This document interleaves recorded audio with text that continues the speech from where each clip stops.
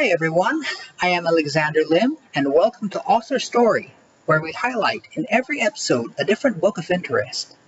This week's book is My Grandmother's Hands, Racialized Trauma and the Pathway to Mending Our Hearts and Bodies.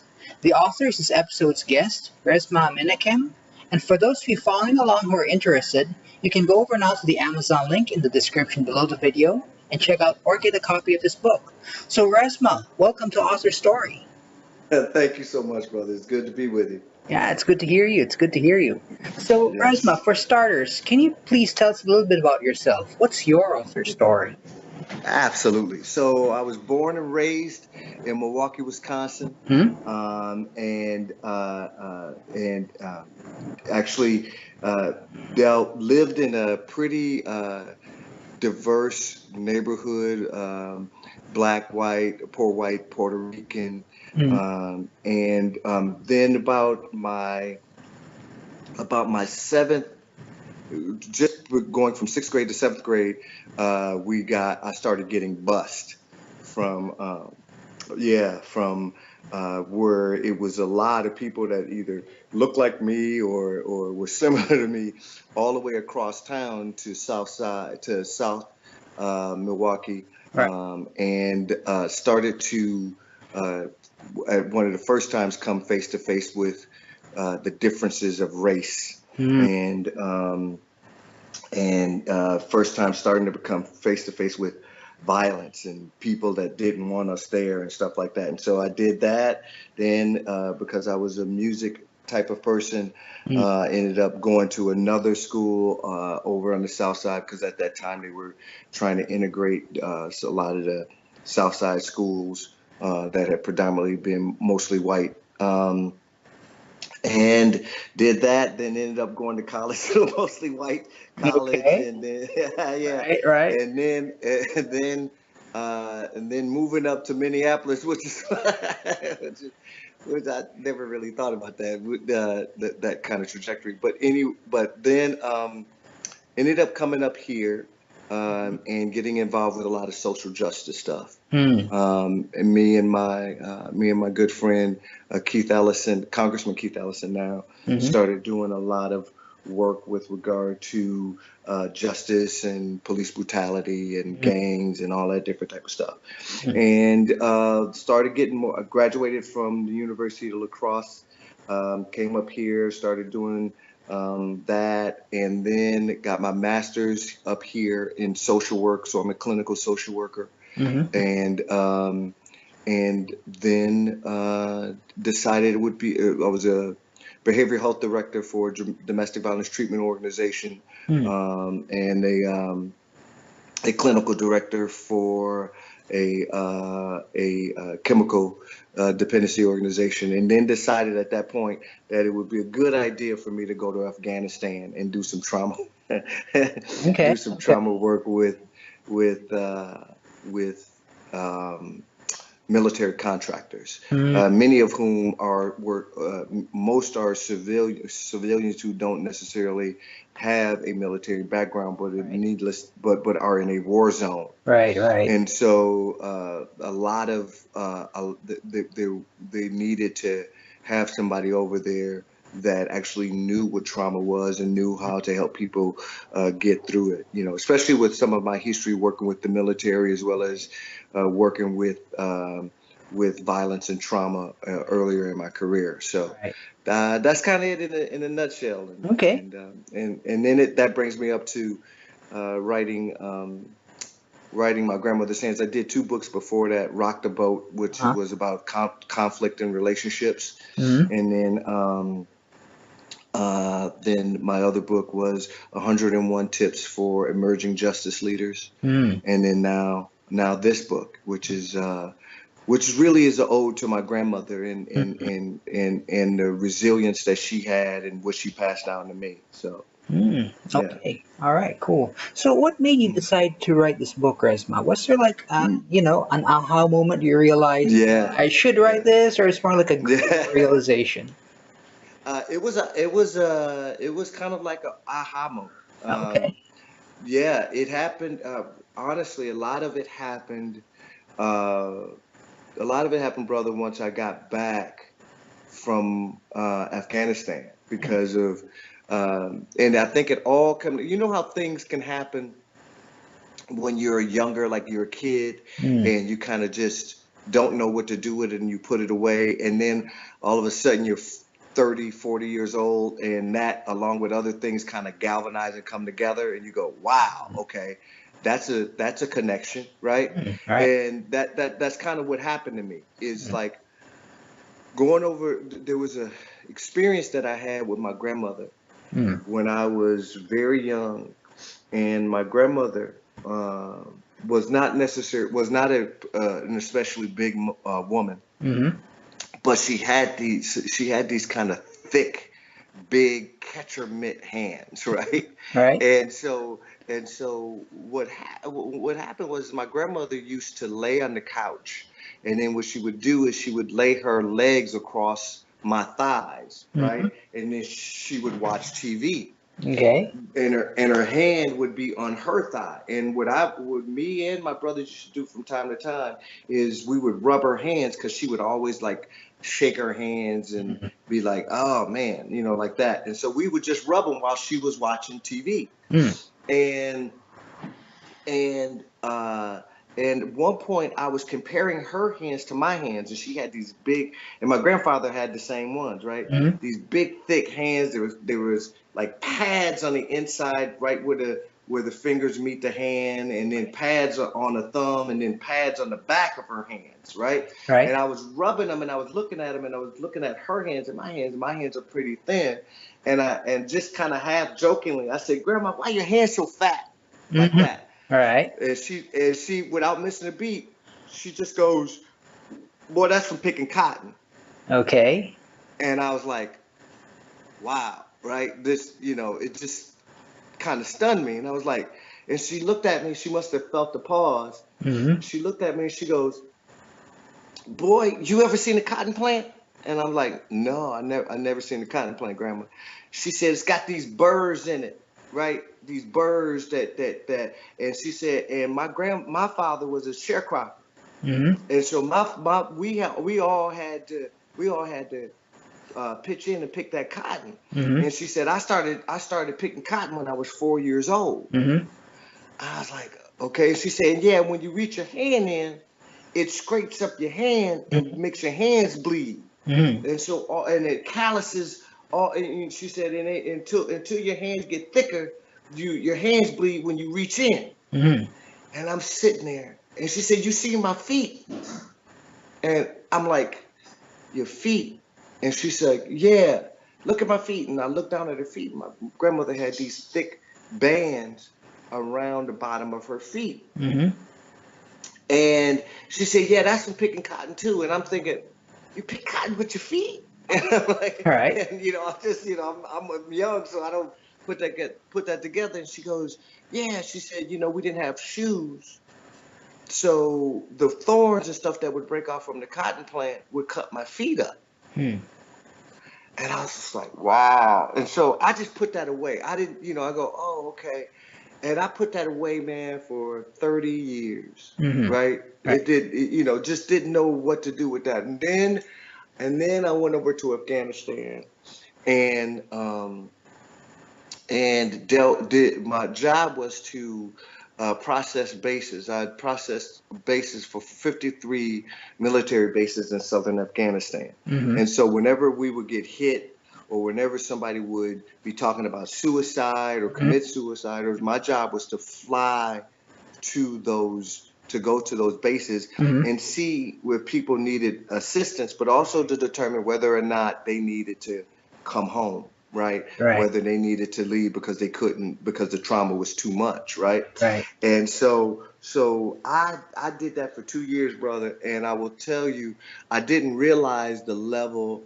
I realized the level of trauma that was existing in that environment. What I didn't realize was the level of trauma that was happening to me while I was listening to the stories, and while I was trying to render aid, and while I was trying to take care of people, right? I didn't realize the level of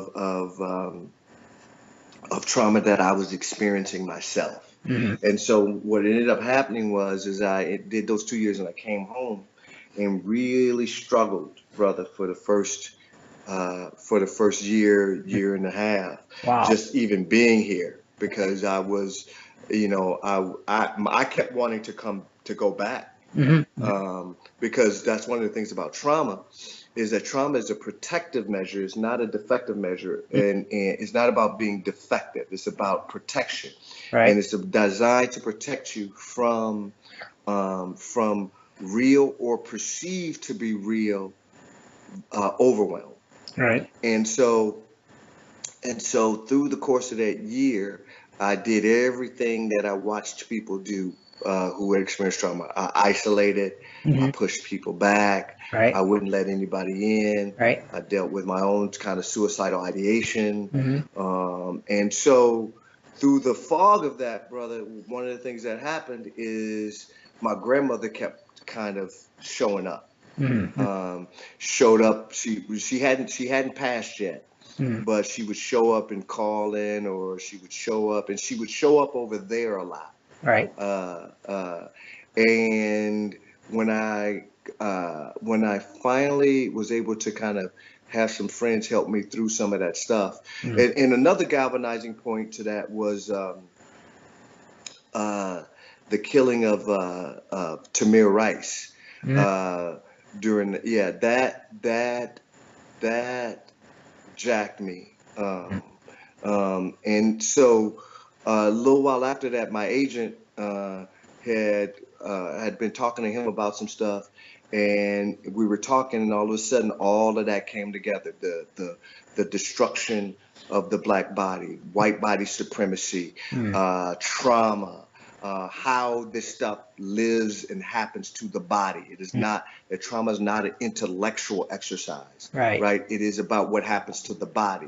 It's about what happens that's too much, too fast, too soon, happens too long. And then the underbelly of that is then you don't have enough of safety, or not enough care, or not enough regard. And that's all it takes for somebody to be traumatized. And so it all came together for me, and my grandmother telling me that story early on about the trauma that happened to her hands, right, and her body and stuff like that. So that's how it came together. Okay, and it's very interesting here, because I didn't know until I began researching for this interview what body-centered psychology was, and trauma, it has an effect on the body. I mean, I know about PTSD and how it affects the mind and the psyche, but not about the body. Yeah. A lot of people don't. A lot of people think that and that's been the approach for a very long time when we talk about post-traumatic stress disorder, is that we give all of these cognitive approaches, right? Let's talk about it, let's this, that, and the other. And what happens is that if you don't account for the kind of limbic part of that equation about how the body will move to protect you, even if it's not necessarily happening to you right now, that it happens to the body, it moves way past your cognitive ability, right? A lot of smart people have trauma. True. And so, yeah, the body piece it's starting to become more readily available for people to understand it, right? For a lot of years, people didn't really fool with it because they didn't understand it. But now people are starting to understand that you can't just talk to people about this. A lot of times, and the reason why is because people can't really articulate it, especially if you're talking about historical trauma. People can't articulate it. They just have a sense of it, right? There's just a sense of it in the body. Like it may feel wavy, or it may feel small, or I may experience it as a flash or an image or stuff like that. That's not just a cognitive piece. My body reacts to that type of stuff. And so, it started to become more and more prominent in terms of the research now too. Okay, got that. So I'm just curious, because this is totally new to me. Can you give me an example of how, like, trauma affects the body, or as you say, the limbic system. How does this impact and impress itself to last, Yeah. a long time? How does this work? Yeah. For instance, let me give you an example. Okay. So there's a lot of research now coming out with regard to genocide, affects how genocide of the Native Americans, how that has affected the generations now, right? Mhm. Or how um, uh, um, people being put in internment camps, Mhm. how watching my mom go through that or experiencing that, right? Mhm. And how if I'm a young nervous system and I'm watching older nervous systems deal with that type of brutality, right? Right. What happens is I can learn that. I can learn that both in terms of the constriction that my mother experiences, Hmm. and I can learn it by the way that she moves into something and the way she moves away from something. And I may see that as um, just her personality, but it might be a way that she has adapted to begin to deal with the trauma that actually happened to her. So, for instance, one of the things that we're seeing with with uh, with Jewish people is that um, some of the generations that came after the Holocaust Right. have experienced some of the same health conditions or some similar health conditions as the people who went through the Holocaust, right? Mhm. But And what these and what guys, happened? but just to be clear, these guys Never have never experienced the Holocaust. never experienced it.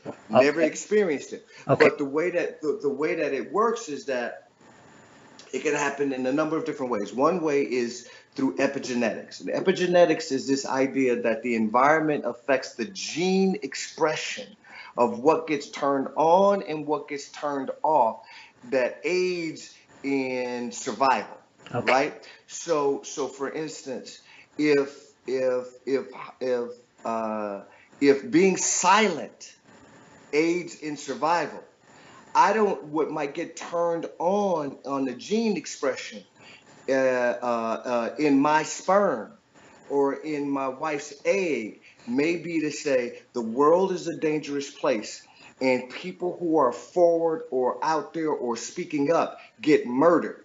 Hmm. So what gets transmitted down to my child is to be more silent, be more reserved, but to be more as a mechanism to survival, right? So let me tell you a quick story. This might actually help in terms of the whole historical pieces. So All right. there was an experiment that was done called the cherry blossom experiment. And what it was is it was an experiment that was done with male mice. Hmm. And what was done was that they took male mice and they put them in a cage. Hmm. And they fed these male mice and they gave them good water to drink. They fed them really nice. They treated them gently. They if you were a mouse, this was the life you wanted, right? Right. So Okay. so Okay. so then they would pump in the smell of cherry blossoms, Okay. right? And if you've ever smelled cherry blossoms, it's just a really nice smell, right? Mhm. It's a and so but what the mice didn't know was that every time they pumped in that smell, at the bottom of the cage was electrified. Mhm. So after about 3 weeks of being treated nicely, they would then, every time they would pump in the cherry blossom smell, they would click on the electricity. And you can imagine that the mice would jump around, try and get Okay. out of the Yeah. cage. Yeah. Of They would course. climb, yeah, they would climb all over each other, right? Right. So Right. they did that for a number of weeks. Okay. Then what they did was then they measured, then they observed what was going on even when they did not turn on the cherry blossom smell or the electricity. So Right. what they noticed is that those mice never went back down to baseline. They were still anticipating that they were going to have that thing happen to them again, right? Right. So then the scientists just pumped in the smell of cherry blossoms. Okay. And when they just pumped in the cherry blossom without the smell, the mice did the exact same thing. Uh-huh. They jumped around. They tried to get out of the cage. Right? Those are protective measures, not defective measures. Mm-hmm. Protective, right?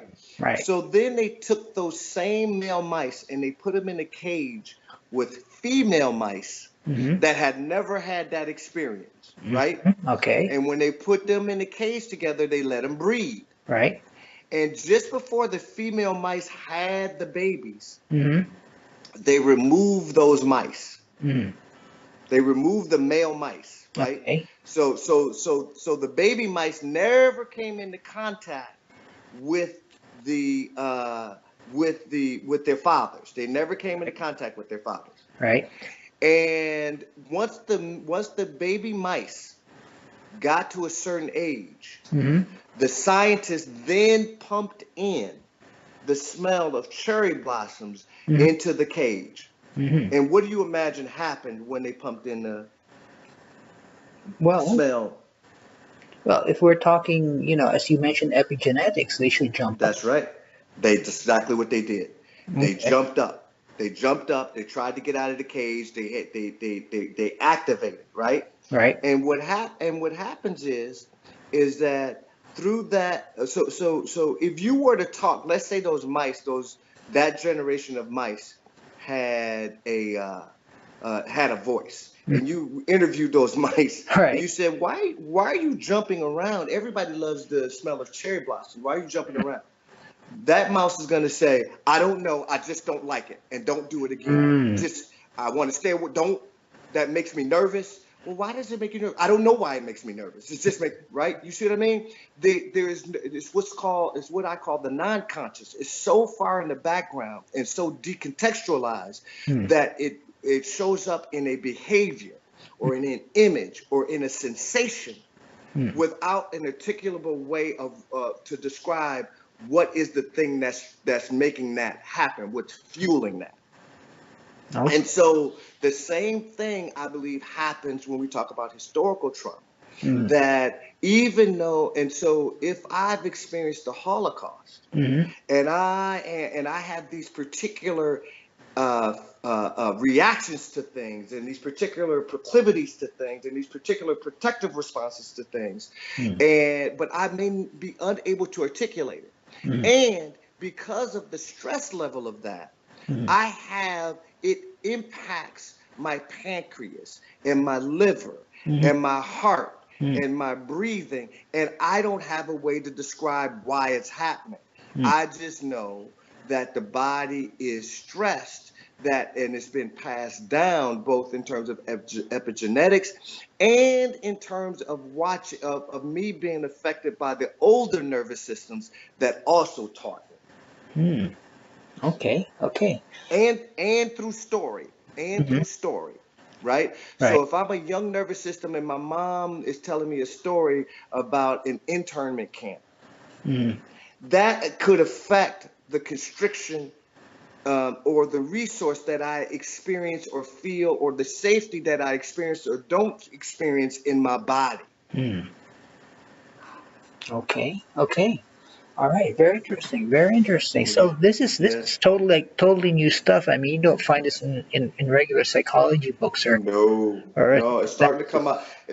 It's coming out more and more. There's one of my mentors, Dr. David Snarsh, is writing a little bit, doing some research on this. One of my Dr. Bessel van der Kloot, Peter Levine, Chasing the Tiger is Peter Levine, and The Body Remembers is Bessel van der Kloot. So more and more people, like for instance, there are people that started writing about how people experience trauma of a car crash. There's a book called I believe it's called Crash Test or something like that, where this person is actually talking about how the trauma of a car crash can actually be lived in the body and passed down. So if I had a car crash and I never got the trauma of that resolved, then I have children, right? My children see me and experience me after the car crash, and they see that as personality. And so when they experience me and experience my nervous system, they see it decontextualized, so it looks like personality now, but the way that I act may actually be a response to the trauma that has never been resolved.